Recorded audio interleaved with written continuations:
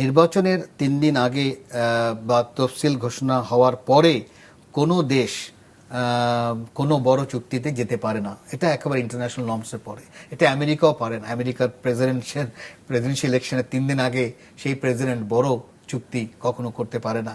তো সে জায়গায় এমনিতেই যদি এটা কোর্টে আমাদের যায়, এমনিতেই কোর্ট বলবে যে আচ্ছা এটা তো ঠিক হলো না, তাই না?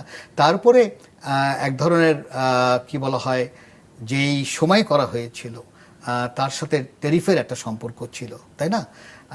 কিন্তু দেখা গেল যে তাদের সুপ্রিম কোর্টই ওই ট্যারিফকে নাকচ করে দিয়েছে। তার মানে আমাকে রিভিজিট করার সুযোগ দিয়েছে, কারণ আমি করেছি যখন, যেই কারণে সেটা তো এখন নেই, তাই না?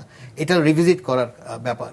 আর আরেকটা হলো যে আমার চুক্তিটা তো পার্লামেন্টে এটা তো পাশ করতে হবে কোনো না কোনো সময়।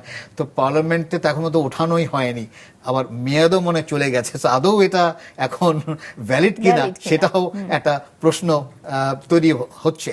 তো আমার মনে হয় যে রিভিজিট করা দরকার এবং আমেরিকাকে বোঝানো দরকার যে কি কারণে তখন করা হয়েছিল আর এখন কি, এবং আমার লাভটা কোথায়। সেই জায়গায় যদি আমার ওইটা আবার বলছি যে ওটা কিন্তু প্রচণ্ড পেশাদারিত্ব দরকার, কিন্তু ওটা করার জন্য আমার 2 পা কিন্তু বাংলাদেশের ভিতরে রাখতে হবে।